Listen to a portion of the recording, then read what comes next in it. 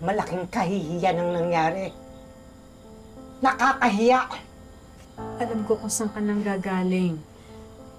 Kahit ako, hindi ko alam yung gagawin ko. Palibhasa lalaking sa inyo sa amin! Babae! Kami ang dihado! Alam mo, kung hindi yung masama patay ng tao, pinatay ko na yung anak mo! Subukan mo! Papatayin din kita! Tama na po! Tay, sana huwag na po kayo mag-away. Napapamiss ko rin na sorry na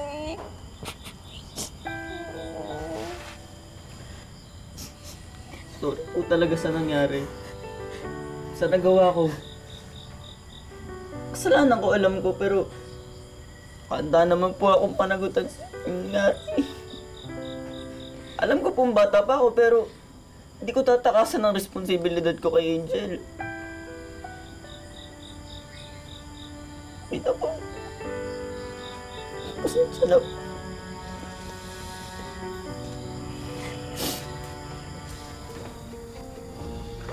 Ay, nako.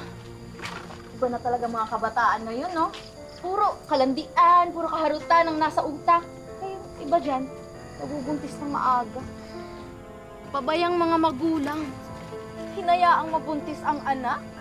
Magsama-sama sila. Na ano ka, Ate Carla? Problema mo? Bakit? Nasasaktan ka ba? Tama naman yung sinabi ko, di ba? Disgrasyada ka. Batugan, ha? Asa pa sa magulang. Sabihin mo na lahat ng gusto mong sabihin sa akin, pero wag mong idadami yung mga magulang ko. Inutusan mo ba ako? Ikaw, Angela, baka nakalimutan mo. Mas nakakatanda ako sa'yo. Hoy, Carla! Anong ginagawa ba sa'yo ng mga batang ito, ha? Yung bunganga mo talaga kahit kailan pasmado. Anong sabi mo? Ang sabi ko, hindi mo kami pinapalamon kaya wala kang karapatang magbigay ng opinion tungkol sa amin.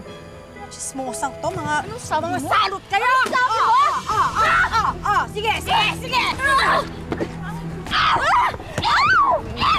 Ito, isubo mo parang matingin na yung bibig mo! Pamilya namin, ha? Sige!